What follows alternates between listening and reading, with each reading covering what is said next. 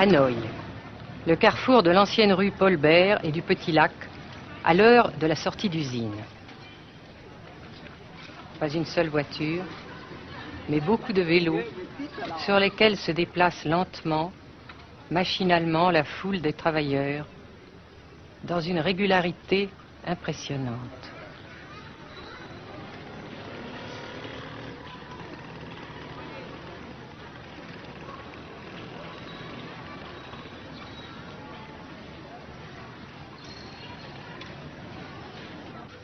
La sensation que ce pays est anormal ne nous a pas quittés au Nord-Vietnam. Anormal d'abord parce que toute vie individuelle a disparu au bénéfice d'un effort collectif extraordinaire. Dirigé d'une main de fer à l'intérieur d'un dispositif de sécurité draconien. Anormal ensuite parce que dans ce pays coupé en deux depuis 10 ans, un grand nombre de familles vivent le drame de la rupture qui alimente à sa façon la guerre du Sud. Est-ce que vous pensez, Monsieur le Président, qu'il y a une solution militaire à la guerre du Sud-Vietnam? Non. Parce que vous savez que le peuple Vietnam, c'est un. Et le pays du Vietnam, c'est un. Les Américains ont fait une guerre d'agression, comme qui dit, c'est une guerre non déclarée. Et, comme vous savez aussi, vous avez pu lire dans la presse, n'est-ce pas, mondiale, que plus la guerre prolonge, plus les Américains et leurs valets, n'est-ce pas, comment dire ça,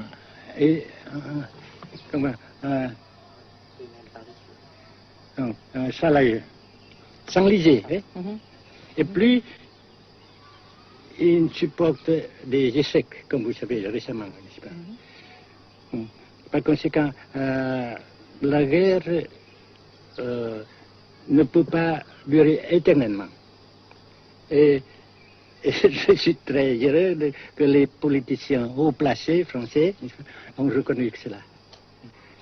Vous pensez que le général de Gaulle pourrait en quelque sorte, à un certain moment, arbitrer le conflit?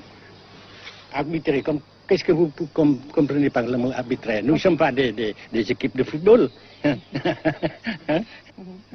Mais au-delà des accords de Genève, si je ne me trompe, une idée du général de Gaulle est la neutralisation de tout le sud-est asiatique. Est-ce que c'est une idée qui vous semble intéressante? Comme j'ai déjà dit quelquefois, c'est une idée intéressante. Mais ça dépend encore de la volonté de ces peuples et la manière comment on procède à réaliser. C'est une grande question, n'est-ce pas? Et je ne peux pas dire que je suis d'accord. Et je ne dis pas que je ne suis pas d'accord, n'est-ce pas? Mais parce que vous dites, par exemple, vous dites fleurs. Fleurs, il y a beaucoup de sortes de fleurs. Il y a des roses, il y a des blanches, des rouges, etc. Et il y a qui sont bons et d'autres qui ne sont pas bons. Mais on dit fleurs. Monsieur le Président, nous avons constaté avec chagrin qu'au cours de notre voyage au Nord-Vietnam, que l'influence française était devenue à peu près inexistante dans votre pays. Les moins de 25 ans ne comprennent plus du tout le français. Et je me demande si, à votre idée, des rapports peuvent se rétablir tels que la France continue à jouer une sorte de rôle culturel ici. Avec la France, surtout, et avec tous les autres pays. Nous voulons avoir une coopération amicale, culturelle, économique, etc. Mais je suis sûr que vous ne voulez pas avoir, n'est-ce pas, que la France ait l'influence qu'elle avait avant. C'est une autre chose. Naturellement, c'est une autre époque. Mais coopération culturelle, économique, qu'est-ce qu'il y a encore, sportive par exemple, etc., n'est-ce pas, nous le désirons. Si la guerre se cristallise au sud et se poursuit encore pendant quelques années, pensez-vous que l'avenir économique du Nord-Vietnam soit viable? Je suis sûr que c'est non seulement viable, mais ça progresse. Parce que vous avez vu vous-même, vous avez constaté vous-même qu'ici, nous travaillons beaucoup, notre peuple travaille beaucoup, avec abnégation, n'est-ce pas, et avec dévouement, avec enthousiasme.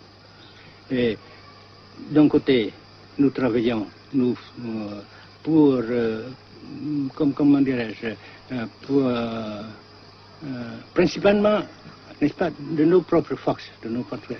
Et aussi, nous avons, n'est-ce pas, l'aide fraternelle des pays socialistes, n'est-ce pas. Alors, nous, jusqu'ici et après cela, n'est-ce pas, nous avons déjà réalisé des progrès. Pas très grand comme nous voulons, mais nous avons réalisé des progrès. Et dans l'avenir, nous progressons nous-mêmes. Mais vous mentionnez là l'aide des pays socialistes. Est-ce que cette aide ne s'est pas trouvée légèrement compromise à la suite du conflit idéologique entre la Russie et la Chine? Non, parce que ces questions, n'est-ce pas, différences idéologiques entre nos différents partis frères, c'est nos affaires intérieures. Ça passera. Et l'unité, ça se fera. Mais l'aide fraternelle continue et continuera. Et c'est très précieux pour nous. Bien sûr. Mais certains ont l'impression chez nous, Monsieur le Président, que le Nord-Vietnam se trouve actuellement assez isolé, asphyxié même, et que politiquement, il pourra difficilement éviter de devenir une sorte de satellite de la Chine. Qu'est-ce qu'on peut répondre à cela? Jamais.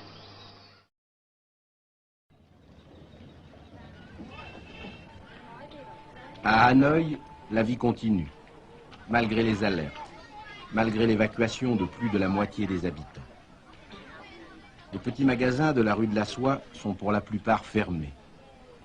Seule la trêve du Tête et ses fêtes de famille devaient redonner pour quelques jours un peu d'animation à la ville, avec la traditionnelle branche de pêcher en fleurs, symbole du nouvel an lunaire et du printemps tonkinois. La trêve, malheureusement, ne fut qu'un espoir déçu.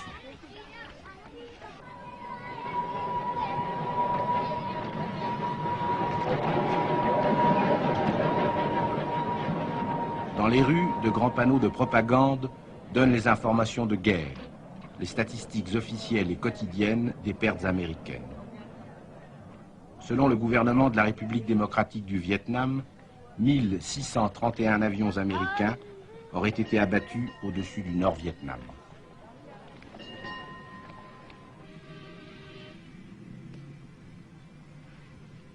Le grand pont d'Oumer, construction métallique de 2 km de long à la sortie nord-est de Hanoï, assure toujours la traversée du fleuve Rouge.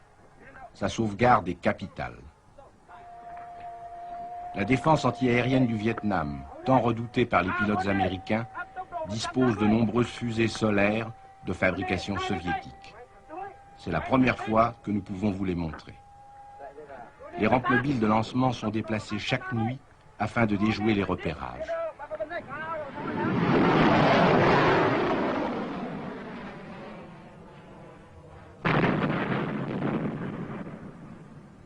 Selon les milieux officiels de Hanoï, 54 avions de l'US Air Force auraient été abattus en 1966 par la seule défense antiaérienne de la capitale.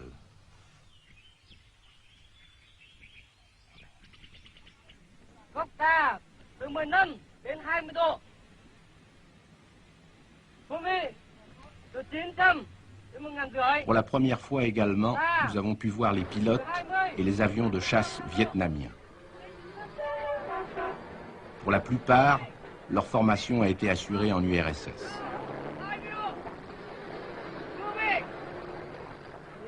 L'état-major des forces aériennes du Vietnam se défend d'utiliser des pilotes ou des spécialistes étrangers. Les MiG-17 et 21 participent de plus en plus nombreux à la défense du Nord-Vietnam.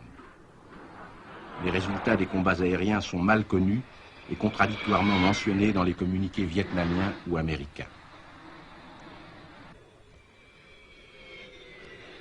Le général Vo Nguyen Giap, ministre de la Défense, a répondu à nos questions concernant le point de la situation.